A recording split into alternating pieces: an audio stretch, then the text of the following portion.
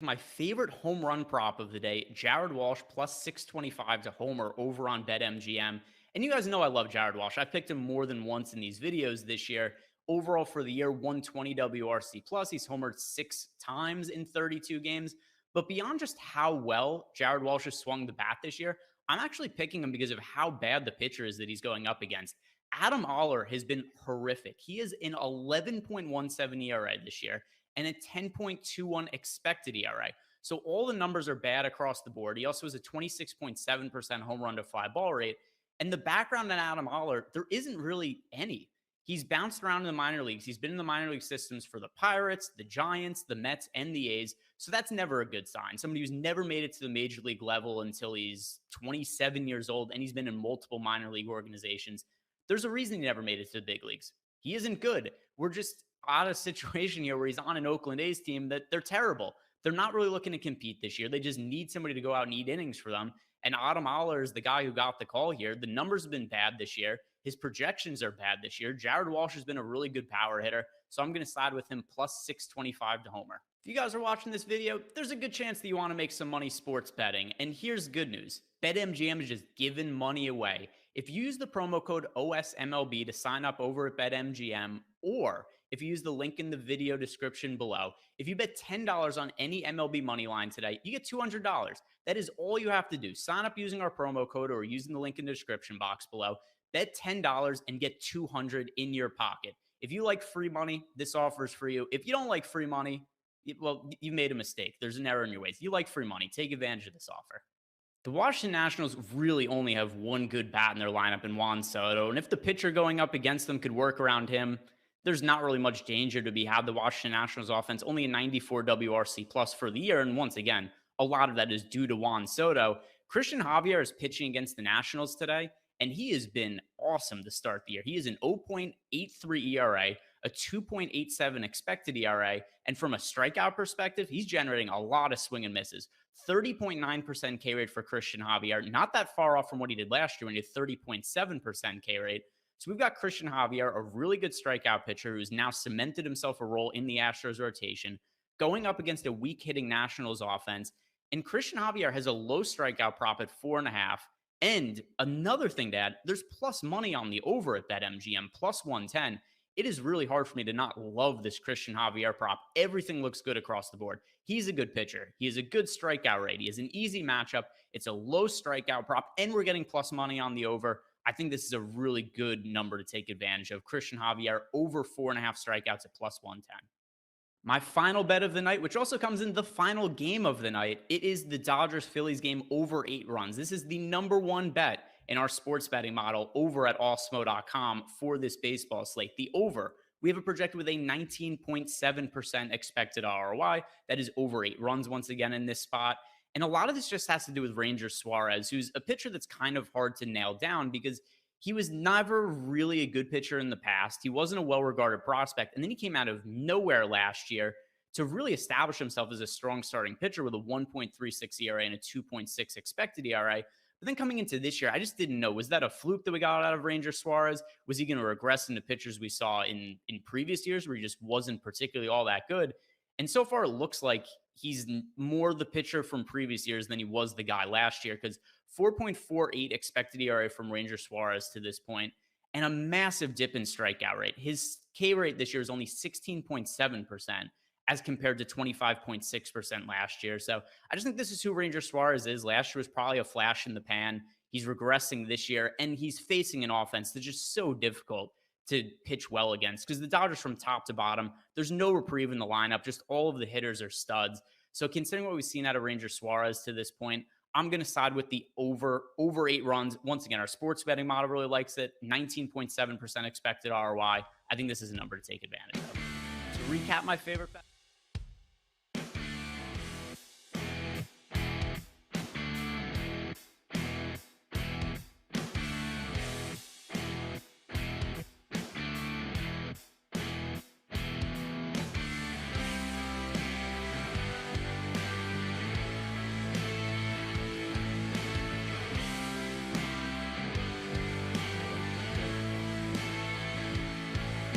What's happening, Awesemo baseball fans?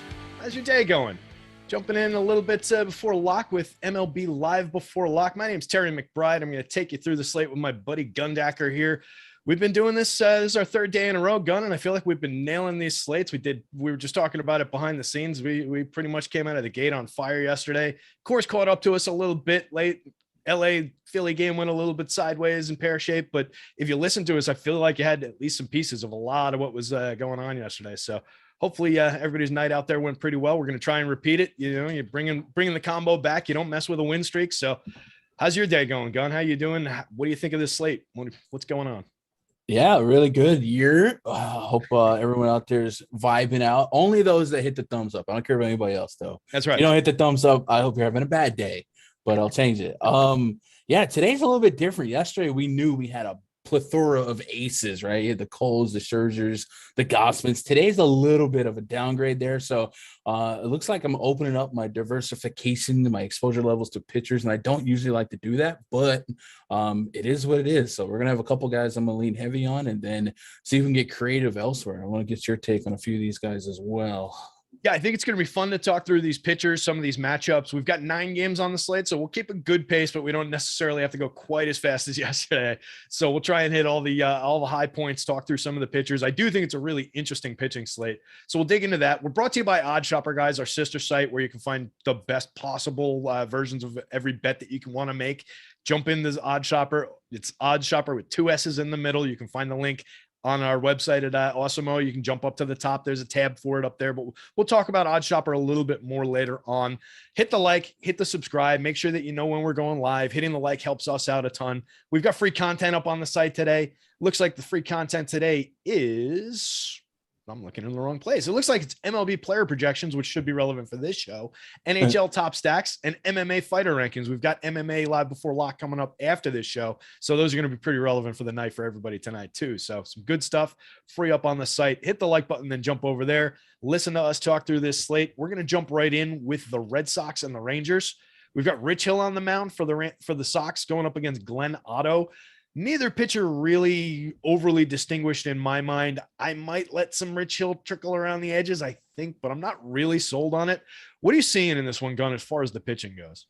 Yeah, I was in the same boat here where both pitchers might have a case to get in the back end of 150. I probably wouldn't get to him like 50 or less. Otto was the one I was a little bit more curious with just because we have seen a little bit of swing and strike acumen so far, a 13% swing and strike rate on the season. His bad game was against the Yankees, and as you know, that happens. But I do think there's a strength of schedule opposite ends of the spectrum, and from what we have this season with the Oakland in the first game, Yankees in the last game, Houston in the middle. So I don't know that it's a locked play by any means necessary, but like at 7.3K on DK, I think there's a world where this Red Sox offense could give them like 14, but at the same time, I think this is the ultimate. I'm playing pretty much every range of outcome. I do think this Red Sox lineup, like we said yesterday, it's crazy to see them literally be a last place team, and they still have some talent in this lineup. So one of these days they're going to wake up. So I'm going to have some Red Sox shares, going to have a little bit of Otto. I had Rich Hill standing out in the snow looking at me through the window.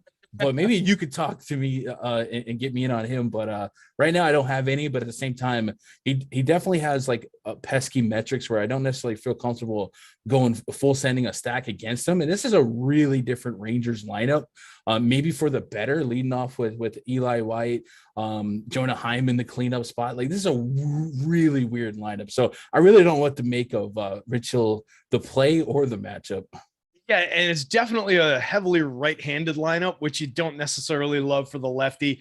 I'm not wild about Rich Hill. It's kind of just was a price and ownership kind of a play. 7,000 on FanDuel, 6,800. Nobody really going to him against what I do think is at least a flawed lineup, if not a bad lineup. That said, against lefties this year, they're right around league average, 101 WRC plus. They've got a 3.06 home run rate, which is in the middle of the league, a 151 ISO, striking out 21%. So they haven't been bad. Most of their struggles have been against righties. So there's probably not a great argument for going to Hill outside of just there's a lot of pitching that's just kind of the same today. I think there's a good top end, but everybody on the top end is the same. And then if you're dipping into the value end, I think a lot of these guys are the same too. So if you're going to these prices, I'm kind of okay with going to Rich Hill. Like, I don't necessarily believe in Kyle Hendricks versus Arizona, let's say, all that much more than I believe in Rich Hill against Texas. So if I'm going to take shares of one, I'm going to probably have some shares of the other. It'll be a light investment. You don't need that much to get over the field. So just kind of maybe just on, experienced lefty going up against the semi-flawed lineup with some strikeouts in it.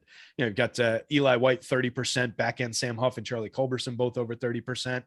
That's maybe Rich Hill gets through that clean a few times, but it's not anything I want to get overexposed to. Knowing that we don't necessarily love the pitchers, are we going to bats in this game? Do you like either side? Because they don't look all that highly owned on either side. And, I think we agree that the Red Sox will eventually come around. That's too good a lineup not to, like you were saying. And then this weird Rangers lineup, at least it doesn't have much ownership or price.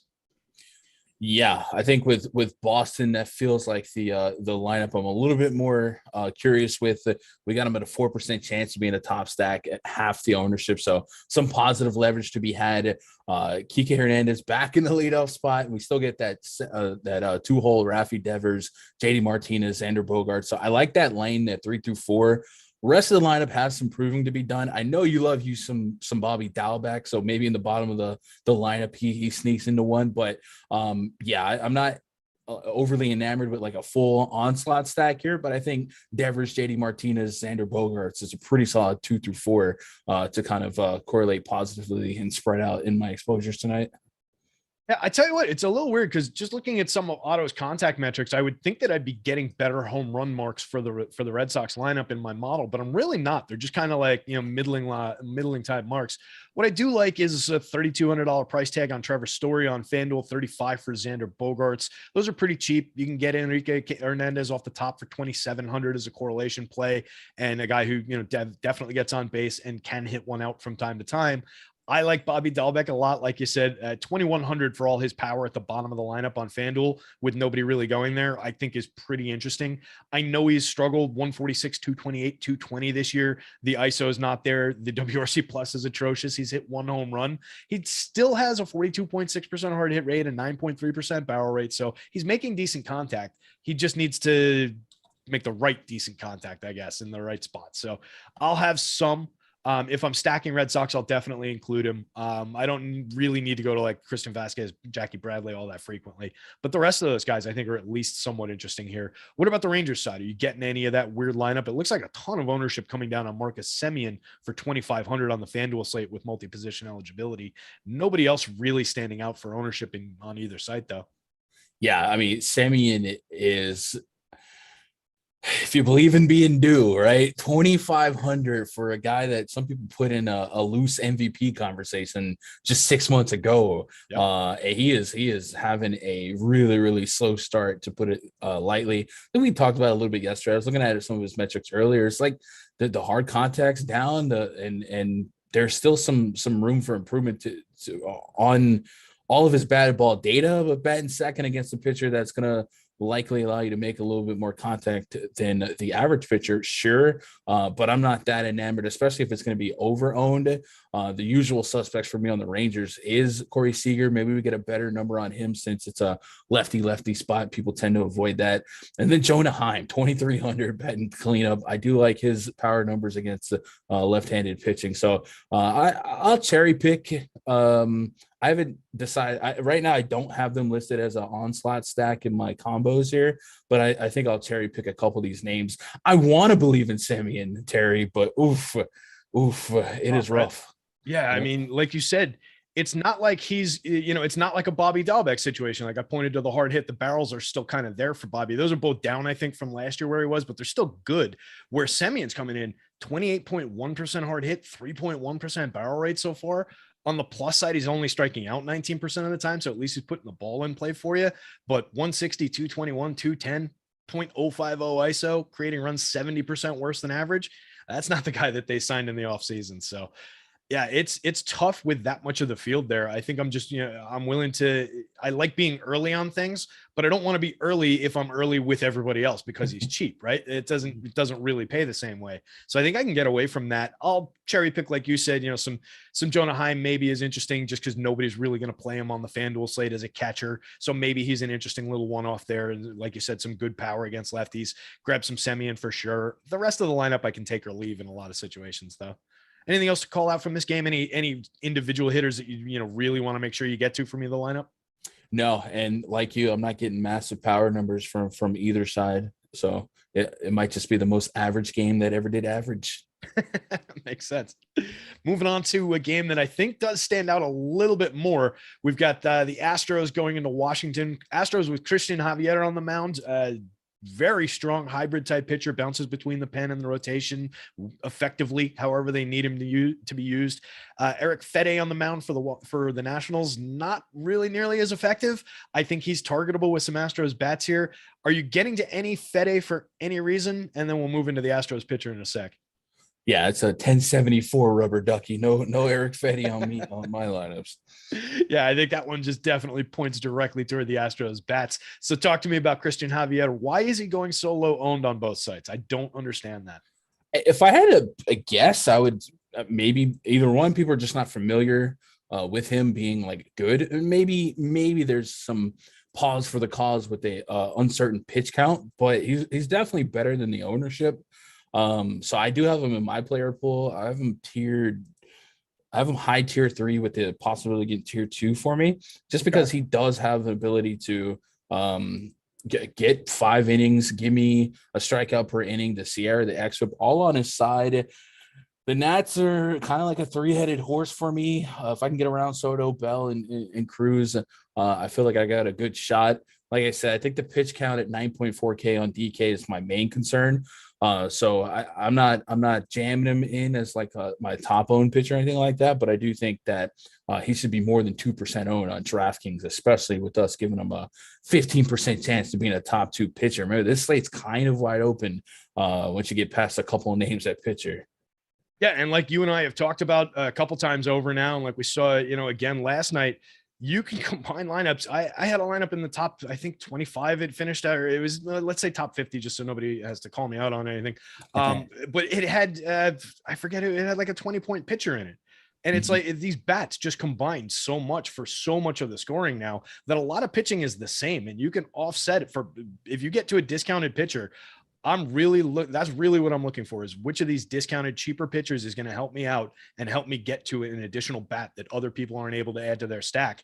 I got a guy in mind for tonight. Nobody's going to like it, but I'm going to be using him. We'll talk about him a little bit later on, but I do think Christian Javier here is really, really interesting. I think the strikeout rate is something to target here. 30% strikeout rate over time. So he's a proven guy. 30.9 this year, 30.7% in 101 and a third innings last year. 9 of those were starts. A lot of it was out of the pen. He was excellent down the stretch last season. Very strong weapon for them. At 8,300 on FanDuel, only 1% of the field going to him. I feel like that's a mistake. So I'm definitely going to target that.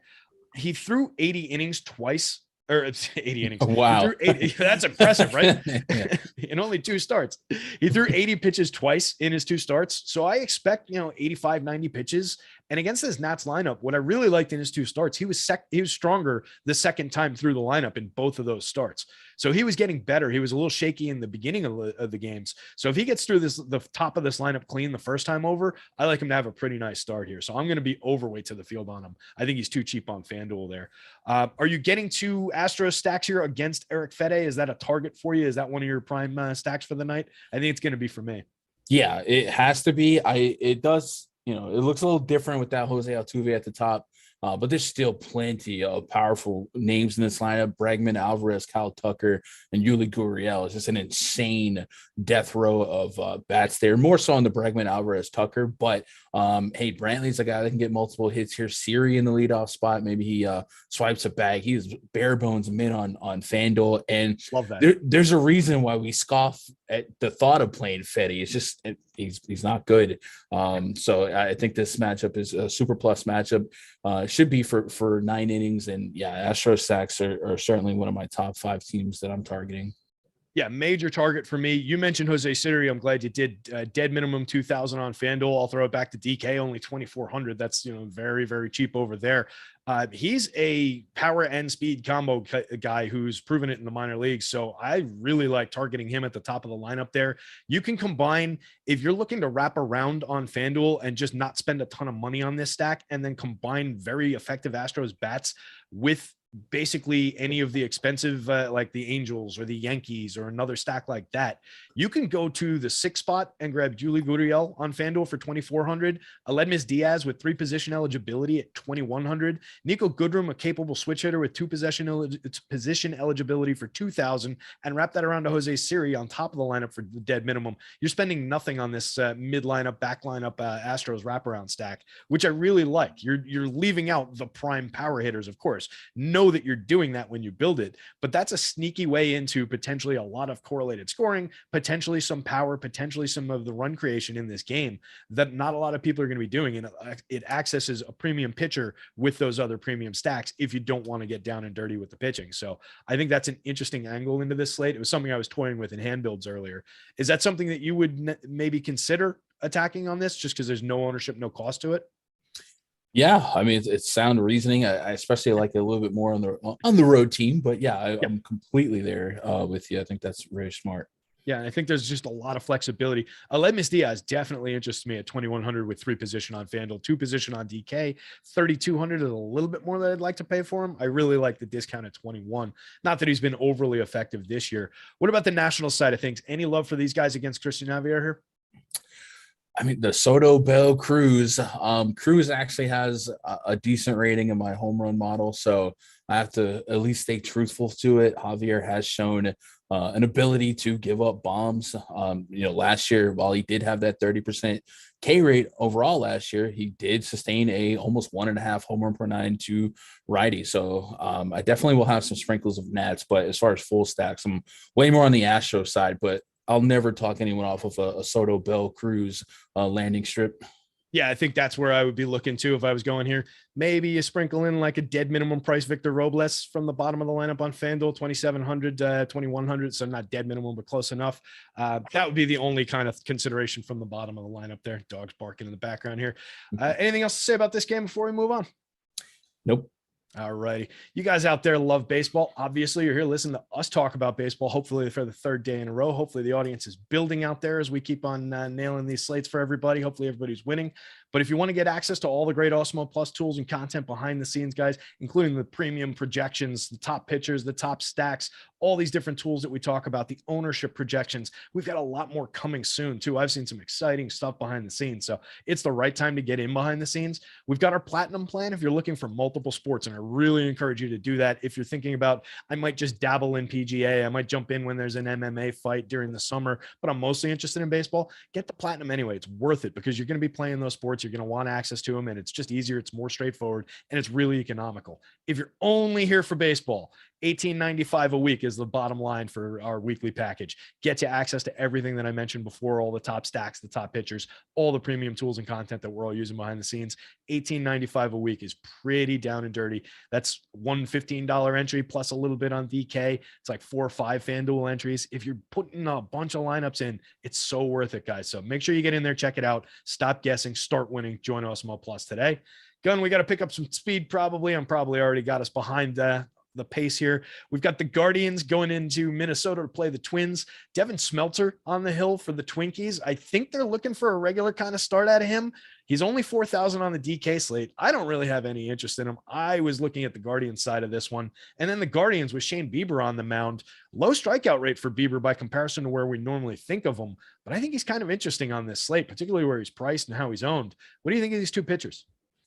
Yeah, Smeltzer was somebody that, I thought about chipping a chair because of the price, but ultimately I didn't have him in my pool in the minors so far. There's only one game where he went and got over 3K. So I just don't expect that to translate effectively to the major. So I'm going to sit this one out on him.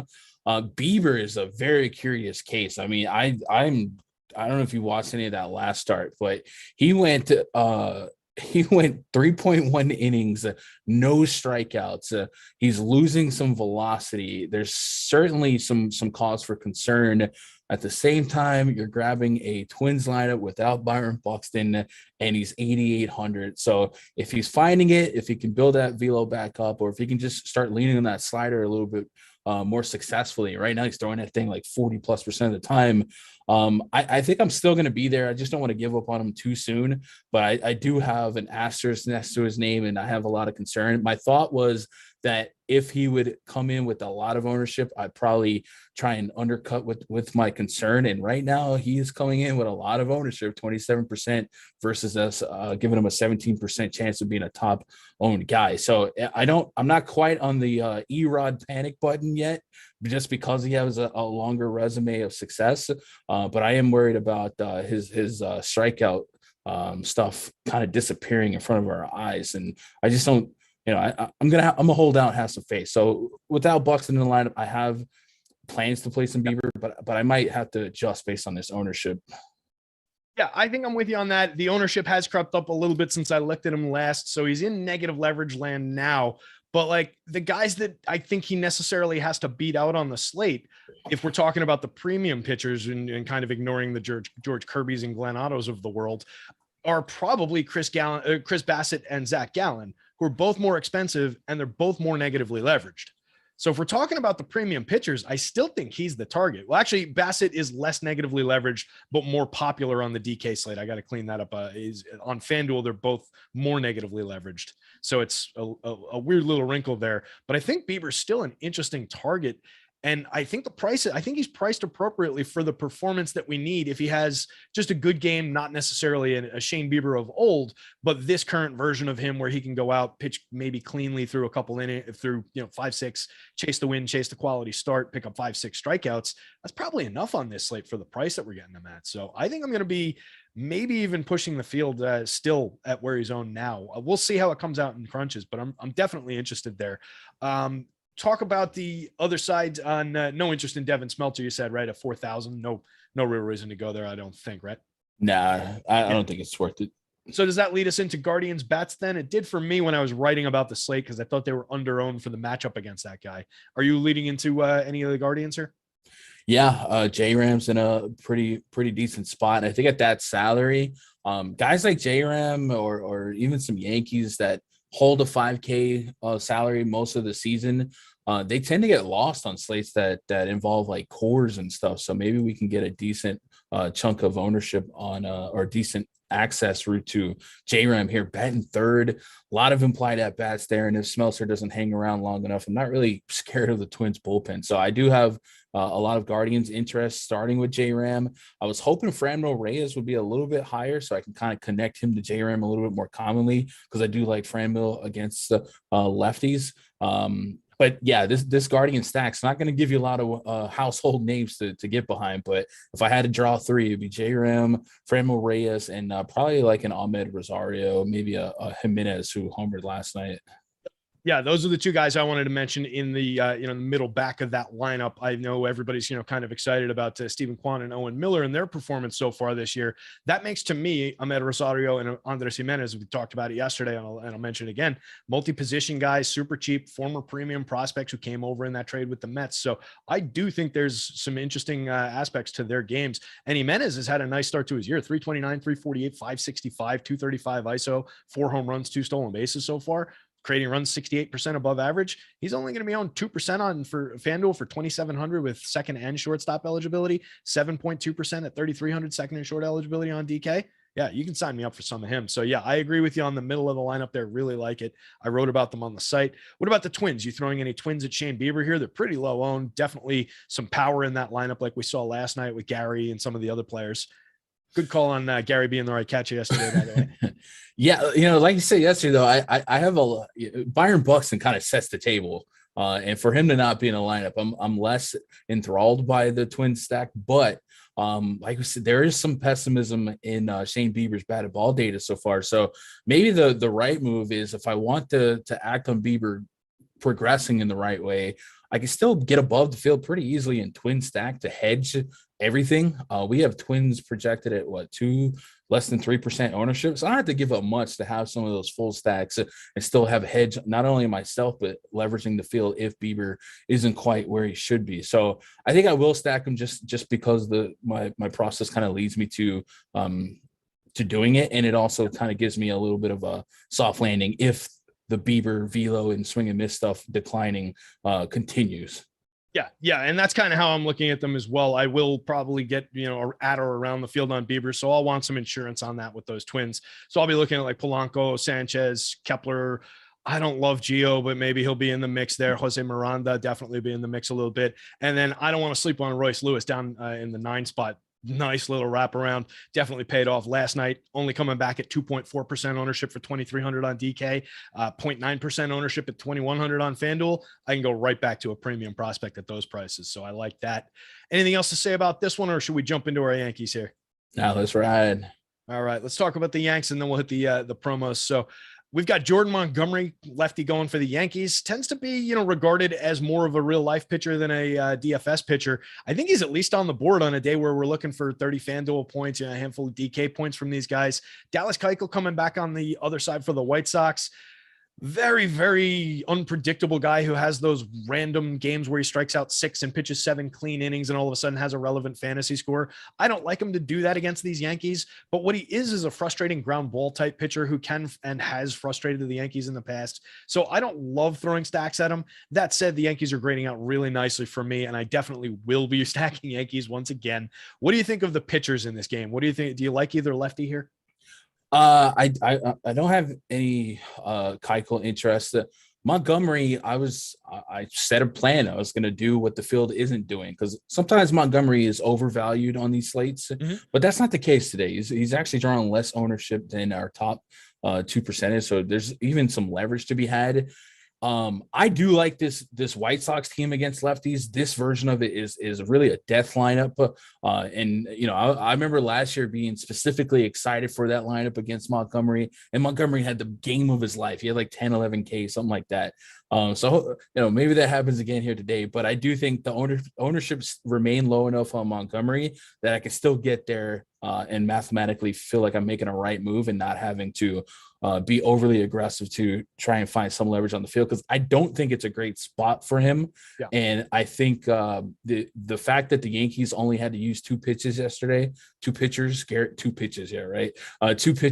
Cole and Michael King, their bullpen will be ready to go. So if Monty's struggling through 4 or 5, and I'm kind of expecting 5 innings out of him as a best case scenario.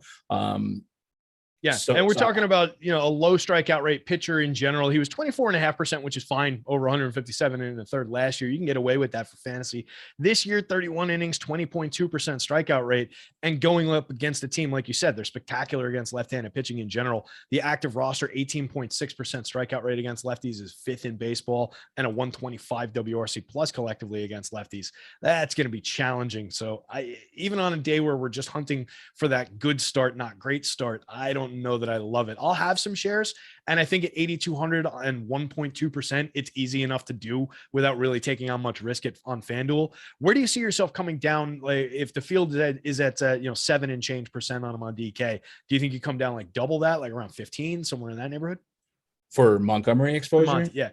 Yeah, I want to stay below 10%. Like I really don't think it's that good of a spot. And the last glance I had, we had him at 5% versus a 8.6% chance of being top stack. So still being below 10% would still give me some leverage. And like I said, I don't got the warmer fuzzies on Monty here. So yeah. Are we both stacking both the Yankees and White Sox in this spot? Yep. I think that's the move, right? Yeah, definitely the move. There used to be a time where Dallas Keuchel was somebody I didn't want to see for the Yankees. Today is not that day. And the Yankees, today is Aaron Hicks off day. So this is the most powerful version of the Yankees lineup possible. Give or take a Higgy versus Trevino. So I like this lineup a lot, and I'll take my chances here. And one thing we saw yesterday, Velasquez was wearing it. LaRusso just left him out there. So if Keuchel doesn't have it, maybe he is tasked to stay out there as well. Yeah, like I'm surprised we don't see La Russa just on the top step of the dugout, just yelling like, "No, F you, just stay out there and pitch." Like he leaves these guys out there to die. They're crucifying him for it in the papers in Chicago, apparently. But yeah, he doesn't care. It's Tony La Russa. We did miss a super chat in there. Olrat, member for 8 months, asks in single entry, what position would you punt tonight? Shortstop? No site given. I mean, if it's DraftKings, I almost always punt catcher. Not always, but almost. If for me, that's like the most puntable spot because it's such a scarce position for talent. But I would say that's certainly a slate contingent decision. Yeah. I don't think it's a rule of thumb, but catcher is probably the most likely for me. Yeah, if we're talking position player, I think catcher just makes sense as the answer on DK. It's not really something I love doing in general, just trying to kick a position just on principle, like I need to punt a position. It kind of, all my baseball decisions flow through stacks, correlation, and all of that. So I don't love that approach anyway. My answer would probably be SP2. If I can take pitching into the equation, right? I'm kind of looking for bargains in the pitching department this year, like I was saying, even on FanDuel. So that would probably be my answer, pitcher or SP2, if I can have that as the answer. So hopefully that helps. Thanks for the super chat out there, Olrat. Thanks for the membership for 8 months. We appreciate it. Hopefully we're talking to you a year from now about your year and 8 month membership. So guys, check out the YouTube memberships down there. That's how you get all those cool badges like what Carlos Manzo has and all the acknowledgments and everything that we've got. Hit the like, hit the subscribe. Gun, within the White Sox lineup, Timmy Anderson, John Moncada, Luis Robert, Jose Abreu, even Andrew Vaughn, maybe Yasmani Grandal certainly is on the list. AJ Pollock for me. Is there anybody you don't want to play at least in some shares if you're stacking a bunch of these White Sox? No, I don't think anyone's off limits. But if 1 through 9, right? Yeah, if I had to make a podium, I think Luis Robert batting third, getting that first inning at bat's really nice.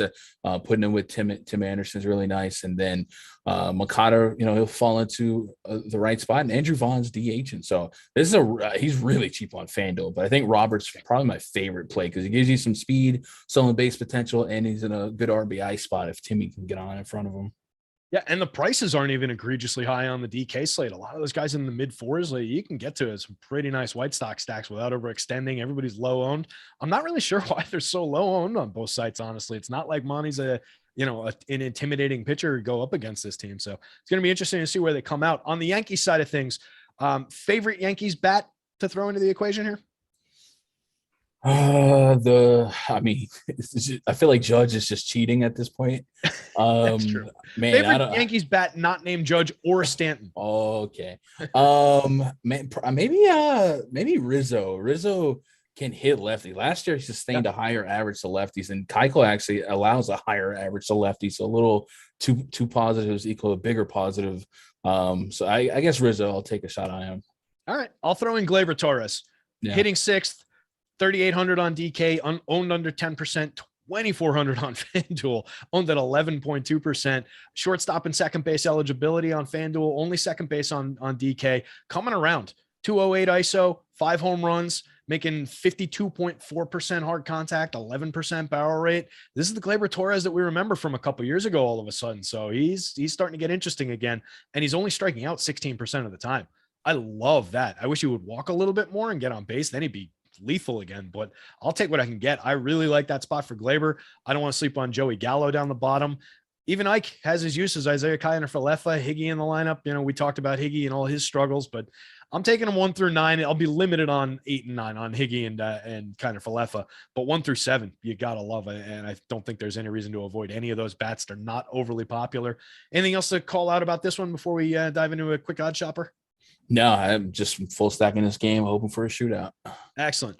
We're trying to get through these games as quickly as possible. The other thing that you guys can do out there as quickly as possible is make your best bets in 30 seconds or less by using OddsShopper.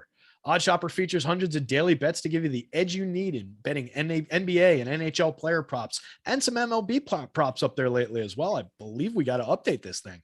With expected win percentages and ROIs included, you guys can find all the information you need in just a couple of clicks to make the best bet in the best book that you possibly can find for the night. OddsShopper uses the same DFS projections we use at Awesemo to put together our winning lineups. It filters out the best possible bets available for you. It also features a parlay builder, so you can put together an automated fashion by selecting what type of bet you want to make. Long odds, big payout; shorter odds, better payout; shorter payout. We're going to put together the best possible versions of those parlays for you on a 5 parlay card. Give those to you. We've got an arbitrage tool that provides guaranteed profit bets that you can make across sportsbook. Risk-free, guys. Risk-free. That's pretty solid. You can find the link to OddsShopper down there in the description of the video. Click on that, head over there, start making smarter bets now. We'll have the Awesemo Hall of Fame coming up, maybe. We'll see if we've got time for it, but let's jump on to the next game here real quick, Gun. We've got the Seattle Mariners in Queens. It's rainy in this area, but it's like a light rain. It's one of those nice rains. Like I took the dog for a walk in it earlier. If I had tickets to the Mets game, I'd probably be going and packing my umbrella, but I do think this is going to play. I think it's going to play clean, fairly clean. Do you like either one of these pitchers? We've got George Kirby going for the Mariners. We've got Chris Bassett, the righty, going for the Mets. Bassett drawing some significant attention despite a high price. Yeah, I actually have both pitchers quite a bit. I mentioned Bassett. Bassett's one of the few pitchers in the league that we can expect 100 pitches out of him and just go for it. And I think he's my highest owned pitcher right now. And like I said, I have my concerns with Bieber, so I'm willing to undercut Bieber, and I'll eat the perhaps over ownership that I have on Bassett and hope for the best. This version of the Mariners lineup, it's kind of half and half, couple scrappy K guys and then a couple real big K guys. So I'm hoping to steal some strikeouts on the bottom of this lineup. Bassett probably a good bet for a contending for a quality start, and then George Kirby on the other side. Yeah, I don't like to get too attached to these high prospect pitchers transitioning into the majors, but looked pretty sharp in that first outing, and he's got big strikeout ability. 24 innings in the minors this season with 32 Ks, and net whip is well under 1, and it's kind of been that way. So I think he's really strong. And according to our producer, he's got a homecoming narrative. So hashtag narrative. New York. So I'm in on both pitchers tonight. Got to watch the weather, obviously, but let's do it. There you go. I really hope Sean V's in the chat so that he could hear us talking about a hometown narrative. He loves chasing those. So yeah, George Kirby definitely is interesting in this spot. To me, what I love, plus fastball and plus command. He's known for throwing strikes. He pounds the zone, and he's got a great fastball. He's got, developing, we call it middling secondary pitches, but he's got a good number of them. So he's effective coming into the league. I think 8,500 is a fair price for him on FanDuel. He's drawing 1% ownership, 7,800 getting a little bit more popularity, but nothing really to speak of on DK. So I definitely want to be overweight to the field on him. I'm with you on Bassett. 18%, that's probably around where I'll come in on FanDuel. If he presses above 20, I'll probably be below just because of how I spread out on FanDuel. I would probably, it's probably a similar story with the DK ownership, probably around the field for Bassett for me. I do think if we're talking about best bets to pitch deep into a game, chase a win, chase a quality start, Chris Bassett's the name gun to my head that I'm taking on this slate every time. I don't have the faith in Bieber, like you were saying. I don't necessarily believe that Gallen is fully real, and, Monty has his bad matchup. Everybody else, big question mark. So I think it's it's Bassett rather, if you're talking about safety, high floor, maybe a lower ceiling than a Gallen in terms of strikeouts, maybe a lower ceiling if Bieber finds his strikeouts, but I think he's a nice safe play. And I think I'm going to go there a lot. What about the lineups in this one? Are you stacking any Mariners against that Bassett ownership? And are you looking at any of the Mets against the pitcher that we both like? No, I don't have either one of us like one of my core top 5 stacks. Let me look through. Don't have any right now. I actually don't have any, but I'll probably say the Mets bats are still talented enough to get some shares of, and they're cheap enough on FanDuel. But on DK, I think it's FanDuel in the same regard. When you start pushing those 5Ks, it's so easy to take 5.3K on Lindor and then look at a Yankees or look at the White Sox, look at Coors Field. So if we do want to get this to Mets, it's not going to cost us much equity in our ownerships, but right now I don't have either one of them as my top 5. But man, only 1% ownership on both. Man, that's a chip in a chair at the bottom end, man. 3 lineups, why not? Yeah, I mean, that's got to be interesting against a rookie, right? I know we were just both singing this kid's praises, but he's a rookie and he throws a lot of fastballs, and there's some pretty good fastball hitters in that lineup. So I might have to dig into some Mets. They're not even really all that expensive on the FanDuel slate, only Pete over 4,000. So I think I can dig in over there and maybe get a little overweight to both sides of that equation. What about the Mariners? Are you throwing any of them against Chris Bassett? Any like Eugenio Suarez, Jesse Winker, Julio Rodriguez, any of those guys?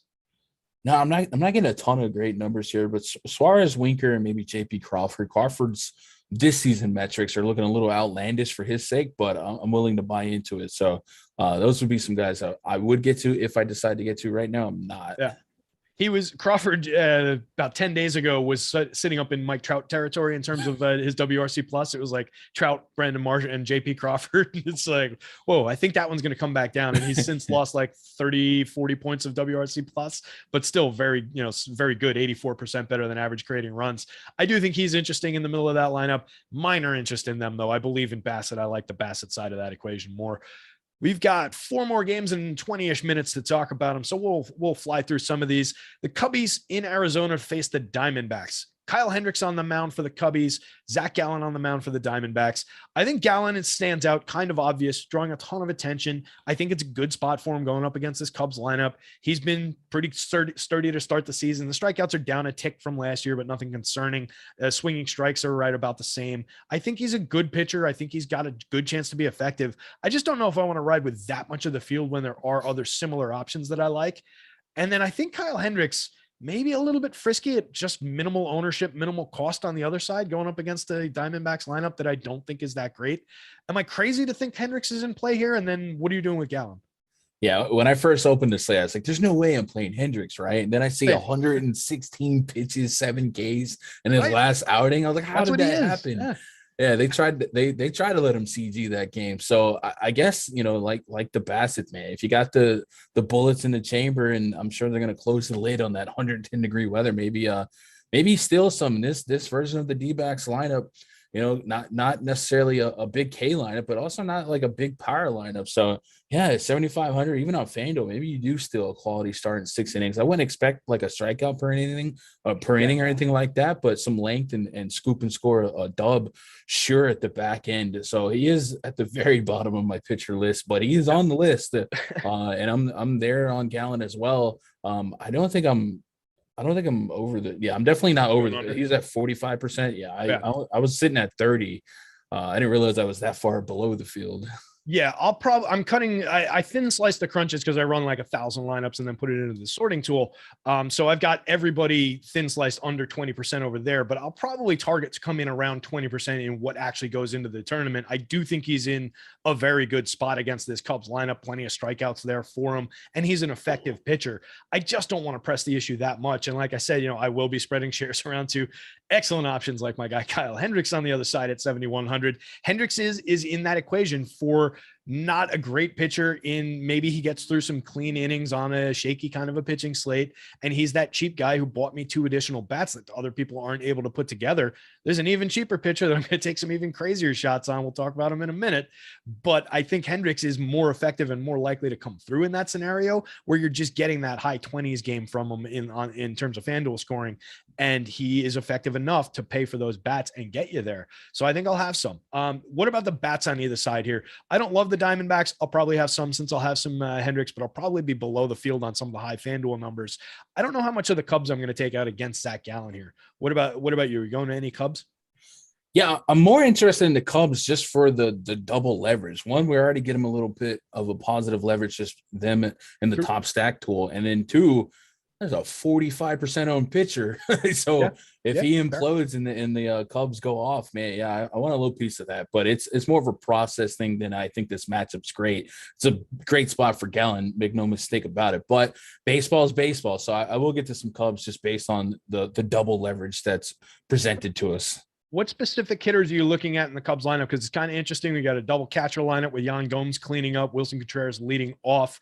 I think there's some interesting ways to put the lineup together because you've got multi-position on some key guys on FanDuel, not necessarily on DK though. Like FanDuel, you get Ian Happ second base and outfield. You get Frank Schwindel first base and outfield. Jonathan Villar's multi-position on both sides, 3 position on FanDuel.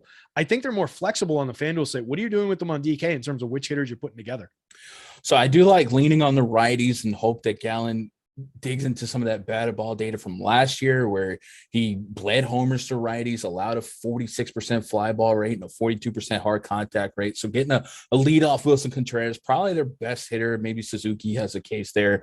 And then Patrick Wisdom is always at the top of the bomb detector. So I couldn't leave him out of the mix. And then Schwindel as well. So I probably prioritize righties, but Happ can bleed through. Happ actually has nearly a 250 ISO since the beginning of last year against righties. I didn't know that. I really like Hap's bat. I've got him on my old dynasty team that I bring up all the time. I traded for him in the offseason this year, and I think he's a solid hitter, 44.1% hard hit this season. Hasn't really shown through in the numbers, but I think he'll get there. I do like putting him together with like the Wisdom Schwindel side. What about, I assume Dalton Varsho leadoff is fairly interesting going up against a flat kind of righty, even at 5,000, even at popularity for you. Are you looking at any of the lefties up top, like Pavin Smith, David Peralta, into Christian Walker here, Ketel Marte, you switch hitter batting sixth? What are you doing with the Diamondbacks?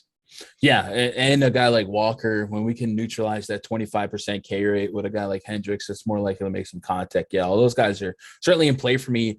Ketel Marte being really, really low in the lineup. I wish he was a little bit higher, but I think the D-backs are pretty easy to guess the right ones. Varsho leading the charge. I like him better at 2,900 on FanDuel than 5K on DK, but yeah, Varsho, Peralta, Walker, and then Marte probably my favorites.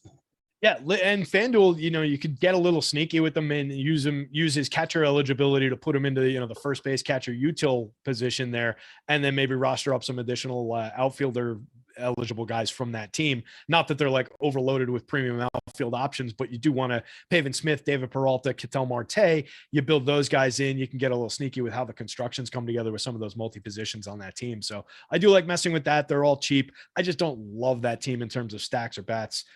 Let's move on. We got 3 games to go and not a ton of time to do it in, but we've got Coors Field on deck. You know what? Speaking of 3, you guys, Chris, I'm just going to run through the Hall of Fame real quick. If you want to throw it up on the screen and just run through the slides, I'm not going to read them off, but guys, speaking of 3s, if you finish in the top 3 and in a contest with more than 5,000 people on FanDuel or DraftKings, and you've got our little logo as your little logo on that site, guess what?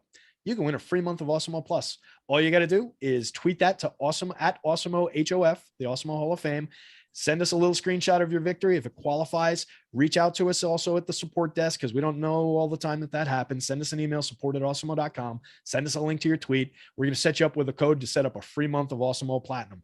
Pretty solid deal, in addition to winning a ton of money for finishing in the top 3. Not too bad. Hit the Awesemo Hall of Fame, guys. Send us those tweets also even if you finish outside the qualifiers there. Even if you win $15 and you're excited about it, send them our way. We love to see our winners. We love to see people doing well with the tools and content. Helps us out a ton. Helps us out when we're feeling lousy about our crappy lineups. Gun, speaking of crappy lineups, I faded most of the Royals. We talked about it yesterday, and we were kind of into the Rockies side of this one. I'm kind of coming down on the same side of that equation where I like the Rockies bats better, but they're drawing a ton of popularity now on the FanDuel slate. They're less owned on DK. I still think they're targetable over there. First, let's talk about the pitchers, though. Is there any reason on God's green earth to roster Carlos Hernandez in Coors Field? No. Didn't think so. What about German Marquez? Because at 6,500 on the FanDuel slate, this is that ugly pitcher that I was talking about. He's been effective over the course of his career in Coors Field. He's a 20-ish, mid-20s strikeout rate guy when he's going right. Had a bounce back game the last time out. Maybe he's getting right a little bit. The numbers this year are atrocious. He's been really bad. But he's going up against a KC lineup that's slap hitter heavy that I don't really believe in. For that price, he buys me a lot of bats. Am I totally out of my mind? Not totally. He's definitely been a little unlucky when we look at BABIP, but I didn't have any plans to play any Marquez. I was just gonna be lazy and give both teams 15% and fade pitchers and move on. But yeah, if you want the floor on Marquez, man, I don't know. I didn't have any plans on doing it. The best thing I can say about Marquez is you should see the Yankees and and et cetera teams that you can build with him as your pitcher. Angels and whoever the other big power spot. Well, Angels and Astros was coming together really, really nicely for me with him in that pitcher spot. He buys more than anybody else on the slate with the upside. Like, he's the only upside play from that price tier, I think, on this slate. I think it's a really thin needle to thread. We're talking about a Coors Field pitcher who's struggling this year. That said, I'm going to throw some darts at it. I don't necessarily advise anybody else out there to do it. If you do it, I don't want to hear your angry tweets when it doesn't work, because I'm saying it's not gonna, but I'll take some shots on it. Talk to me about the bats on either side here, though. Yeah, it's Coors Field. Coors Field is going to Coors Field. I'm with you. I'm more likely to think the Rockies are the better stack here. We did see the bat of Benintendi come back to play last night. You're getting an extremely cheap cleanup Ryan O'Hearn at 2,500 on both sides. So they're not really taxing you for them playing at Coors. And other than Salvador Perez, the entire stack on DK is under 5K. So it makes sense to be there. I was on the fade side last night of the full on slot, and I just ran some 2-man sub stacks. And like I felt super smart halfway through the slate, and then Coors got there. So congrats to all you Coors players. But I'm more so on the Rocky side. I think Hernandez just has a tough time altogether with or without Coors Field. And on the Rockies, what are we at? 6.5 implied runs. Yikes. Yeah, a lot of runs on the board in this one. I'm definitely looking more to the Rockies, particularly, like I said, if I'm playing on DK, I love CJ Cron in any situation. Ryan McMahon, Randall Grichuk, some of the power in the middle there. Brendan Rodgers had a monster game after our pal Eric badmouthed them in the morning yesterday. Just make sure to shout that out. So I think they're definitely interesting. They're tough to roster, though. I'll probably be under the field again on both sides, to be honest, with the numbers on FanDuel where they are. Who do you like specifically from the Royals side before we move on? I think we can pick up some time on the next game. Salvi. Yeah, right. Despite the 32% ownership on DK. Yeah, I mean, that's a lot for a catcher spot, but it is a very shallow pool. So yeah, if I had to like pick one Royal, it is Salvi. And I guess we'll go Benintendi, right? He woke up last night, Ben second. Let's go. Any interest in Ryan O'Hearn on FanDuel at 2,500, only 7% owned in the cleanup spot there? That's really low. He's falling a lot for me. I actually had to throttle him because of how lucrative a cleanup road spot in Coors sounds for some of my projections. Yeah, I'm interested. It's a great spot. Yeah, like if I'm looking to one-off somebody from that lineup, I might just take that ownership and run creation opportunity and run away with it there. That seems interesting to me. Michael A. Taylor with a walk got ahead of me last night by like 0.4 for first place after I was in first for several hours. That was kind of frustrating. And then some of the rest of this game caught up to me and I finished in fourth. But this team burnt me last night. I just don't know if I need to go back to them all that heavily, though. Like Merrifield, Benintendi, they're all really highly owned. So I think I'll be under the field again and watch them pass me late at night. Speaking of late at night games, we've got a couple more to go. So let's jump into the next one on the board. Angels going into Oakland playing the Athletics. Michael Lorenzen on the hill for the Angels. Adam Oller at least starting the game here for the Athletics, most likely. Second game of the doubleheader. Somewhat unpredictable in terms of the lineups, but we should see a good version of the Angels because they played a thin version of their lineup during the day. I'm getting monster power marks for the Stars from the Angels side of things to start out here. Are there any reason to play either one of these pitchers? You getting to Lorenzen? I'm getting a little bit of them here. Yeah, no Oller for me. I'm with you. His batted ball data so far is bad. Lorenzen, though, could accidentally have a great game against this Athletics lineup. I think all but two of the guys in the projected lineup for my stuff have over a 25% K rate against righties, and you put that in the mix with the Park, maybe a little fatigue second game. Yeah, I will get to Lorenzen, and it's not that I think Lorenzen's a great pitcher. You know, his match, I think he's on the lucky side. I just think the Athletics are that bad. Yeah, agreed. This is just a lineup I think we're going to be targeting throughout the season. Even with Ramon Laureano coming back in, I just don't think there's very much quality there. You can get the occasional power out of Sean Murphy, Seth Brown, and those guys that we talk about from time to time, but flawed lineup from top to bottom. They're rebuilding in their, in their Athletics, model that rebuilds every few years for cheap and turns good again. But this isn't that team. So let's talk about the Angels side of this equation, because I do think they're interesting pending the lineup. But if we do get the, Trout, Ohtani, Rendon, Walsh, Taylor Ward, Brandon Marsh version of this lineup, or at least a good subset of that, I am targeting those guys for power. And I think they're all, at least the way we've got it projected now, pretty low owned despite high prices. Are you targeting the Angels for stacks here? Yeah, Angels are just really, really good. Like I said, I have to be responsible with the power numbers because it is like less than 10 innings of sample size. But so far, lefties have been sending this guy in the air, 47% fly ball rate, a 65% hard contact rate. If that was sustainable, he wouldn't be in the big league. So I'm expecting it to go down.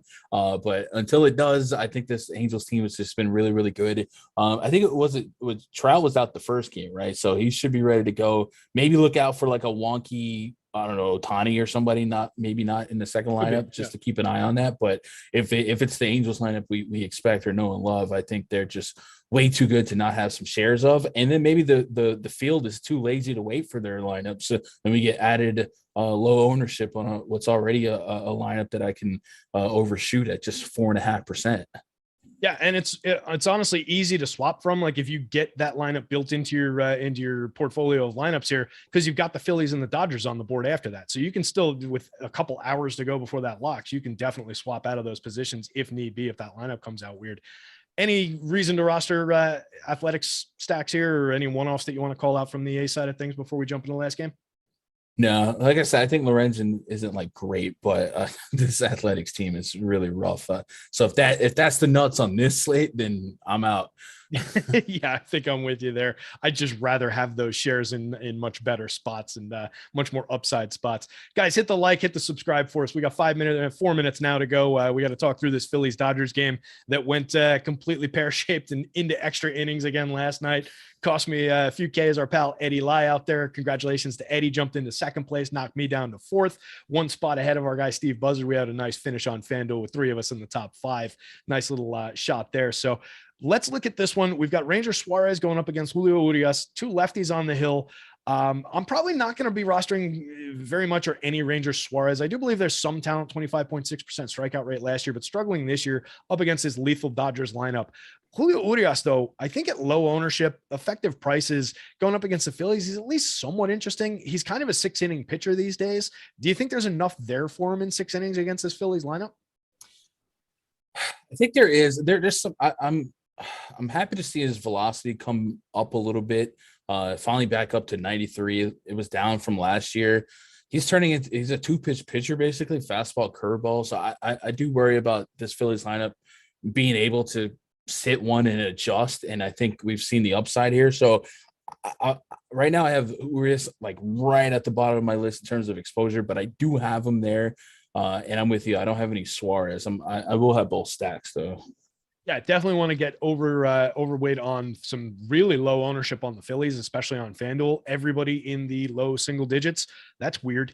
Rhys Hoskins pushing 11.6% ownership, but then everybody in the mid single digits on DK. I think we can sign up for that as well. So definitely a spot I want to get into. The Dodgers side of things here, a little bit more ownership over there, but which bats individually on both teams are you targeting? Take it and just run with it for a minute. All right. I think Hoskins is way too cheap on both sides, especially in the leadoff spot against a lefty. Has a 300 plus ISO against lefties. I got a 4+ rating in the bond detector, so he makes a lot of sense. Bryce Harper, torn UCL and all, still hits bombs. I hit dingers. Castellanos, big spot. I think the Phillies are just kind of too cheap here. And then on the Dodgers against Suarez, I prefer to attack the platoon guys, the Justin Turners, Will Smith, and Trey Turner. I like that lane 3 through 5, but I'll never leave out Mookie and Freddie and guys like that. And Max Muncy not in the lineup after arguing one of the most clear strikes yesterday. So I would start with probably Trey, Will Smith, Justin Turner, and Chris Taylor. With Chris Taylor maybe being a pinch hit risk later in the night. I like that. I think that's a good approach to that lineup. We just got a note from Chris. Looks like the Mets game is going to be starting in a delay. That said, looking, outside my window here, approximately, let's call it 10 miles as the crow flies west of the stadium. It's not that rainy out. It's pretty cloudy. It's a nasty, ugly day. I wouldn't want to be in the stands today, but I think they're going to play this game. So starting in a delay might be good. Maybe we, avoid a pocket of rain that they see coming and then just don't have an in-game delay. So maybe it doesn't impact the pitchers. Any concern there for you, Gun? Are you doing anything with your lineups because of that? I think that's a good thing. The Mets tweeted that we plan to play tonight. There's weather in the area, but we feel that we will be able to play tonight's game. So the most rain was expected at first pitch. So buying some time before you put a pitcher out, I think that's a good thing for us in getting this game in. Yeah, agreed. And it's also weird because it's the Mariners. It's not like they share a common schedule or anything. Mariners got to fly to Toronto on Monday, so they don't want to play 2 tomorrow. So I think they get this one in. Give me a really quick home run call, and then I'm going to get us out of here. All right, I'm going to go Rhys Hoskins first pitch. Love it. That's a great call. I think that's a dynamite one. Guys, we really appreciate it. Stick around. We've got MMA Live Before Lock coming up. Great. It's going to be a great show. 6:35. That'll be starting up in 5 minutes. Jump on channels tomorrow with us as well. We've got NBA in the morning with Lofty and Eric at 10 a.m., followed by NASCAR Live Before Lock at 11 a.m. I'll be back with Aton for Live Before Lock for MLB at 12:15. And then we've got NBA Live Before Lock tomorrow at 2:30. So ton of content wall to wall tomorrow. Join us. Hit the like, hit the subscribe. We appreciate it. I'm Terry. That was Gundacker. Search his name on YouTube. You can find him.